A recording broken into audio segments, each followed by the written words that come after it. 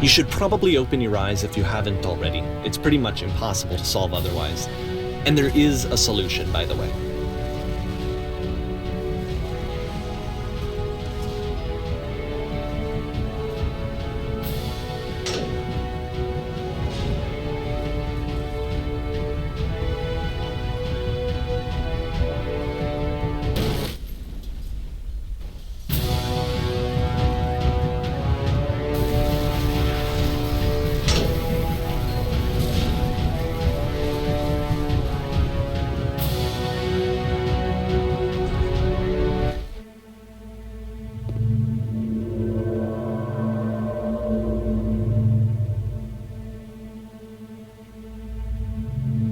Like I said, I was getting concerned.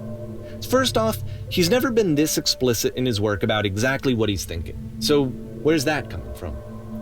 But then even weirder, his work has potentially stopped being an outlet for him. Not like he's having trouble iterating on ideas, but he literally just can't think of new ideas anymore.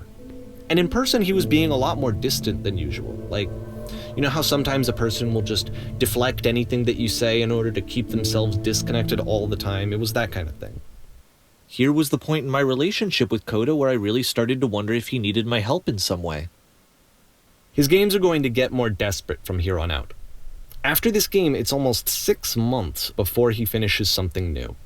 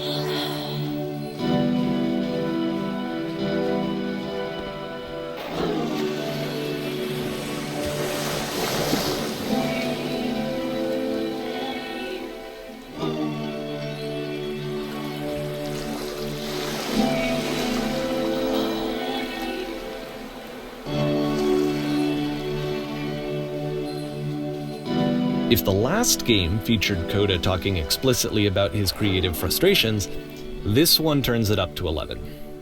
Now, put yourself in my shoes playing this. Here's a friend whose work is exhibiting signs of struggle, frustration, anxiety, depression, even. And yet, still, he keeps making games. He keeps throwing himself into the grinder even when he clearly doesn't have the energy for it anymore. Why? What is it for? Because from my perspective at the time and just what I knew of him, this was a result of how isolated he was. He was in his own little bubble, just sitting at his computer all day, not really showing these games to anyone, not releasing them onto the internet, and so he didn't have anyone outside of himself to connect with. He had no outlet to ground himself on.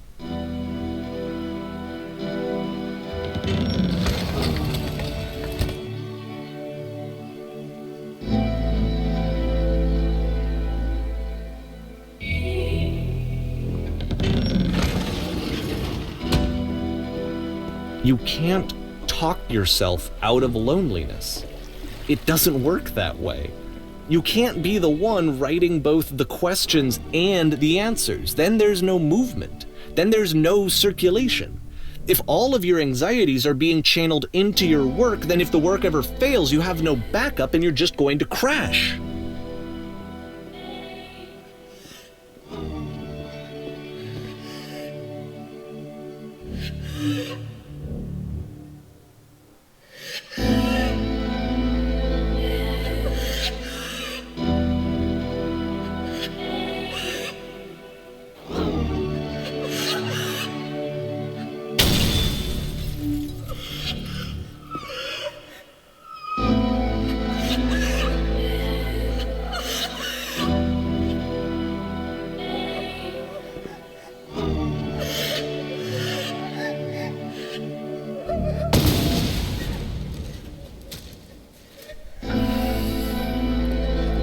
Seeing this game at the time that he made it, it looked really unhealthy to me. I was watching him do this to himself, and I hated it. I hated seeing him so trapped. It's like, video games are not worth this amount of suffering. This is someone I really cared about, and I used to get so much joy out of seeing him create. For him to suddenly become angry and frustrated like this was the worst thing for me.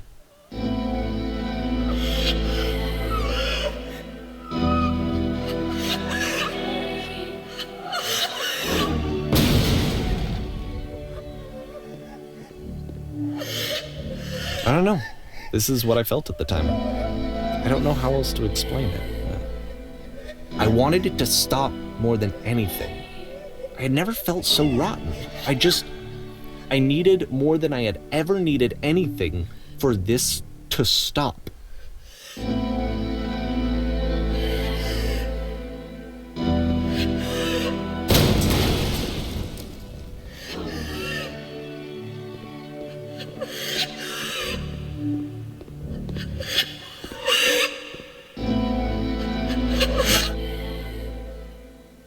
But it didn't stop. After finishing this one, Coda takes another 7 months and comes up with a new game.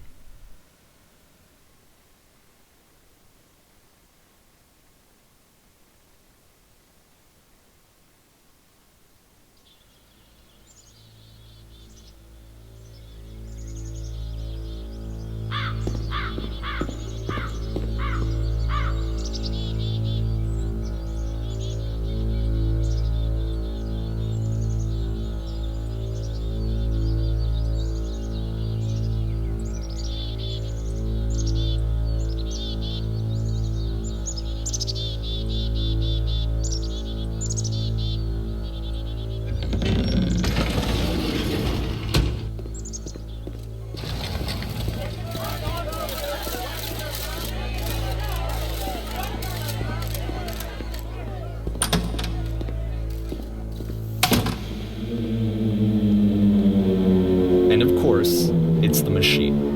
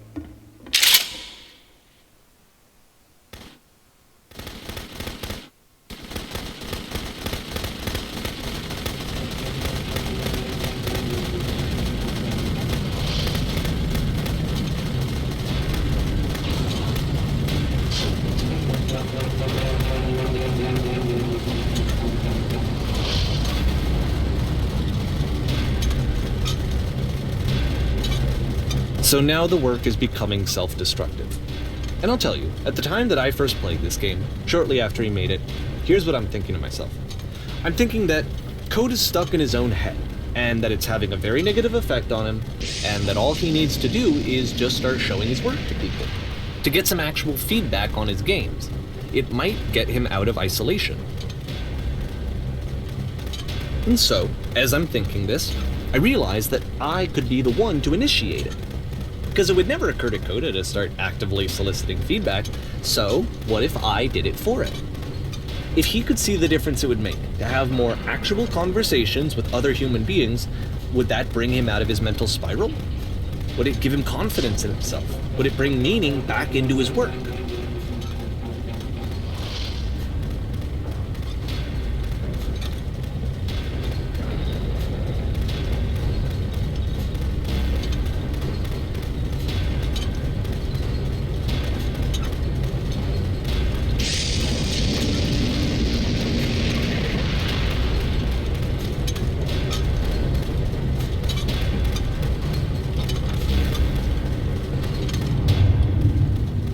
So I started showing Coda's work to people. I took this one, and the islands which you just played, the theater, the notes, the house cleaning game, and some of the prison escape games. I brought them to people that I knew and trusted. I asked their opinions. And the great part is that they really loved his games. You know, the point of it all was just to give him some external reference point, but they genuinely loved his work. There was nothing for him to be afraid of.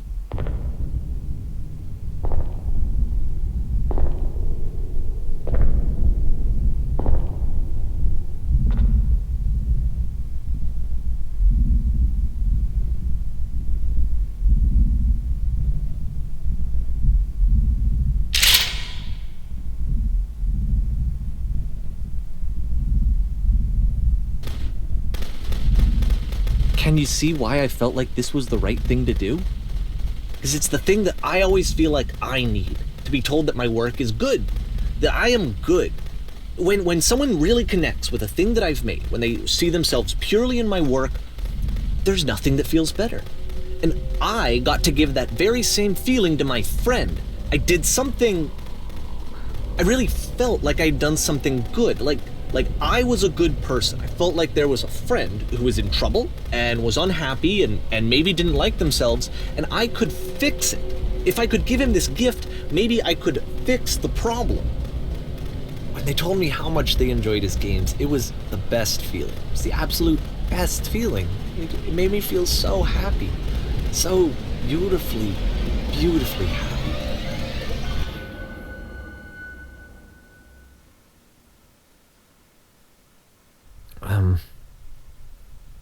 So anyway, Coda finishes this game, and then really he just kind of takes off for a while. So this is June of 2011, and I didn't hear anything from him for several weeks, I guess. And so out of nowhere, one day I get an email, and it's got a private link to a new game of Coda's. This one is called The Tower, and to my knowledge, it's the last game that Coda ever made. So let's take a look.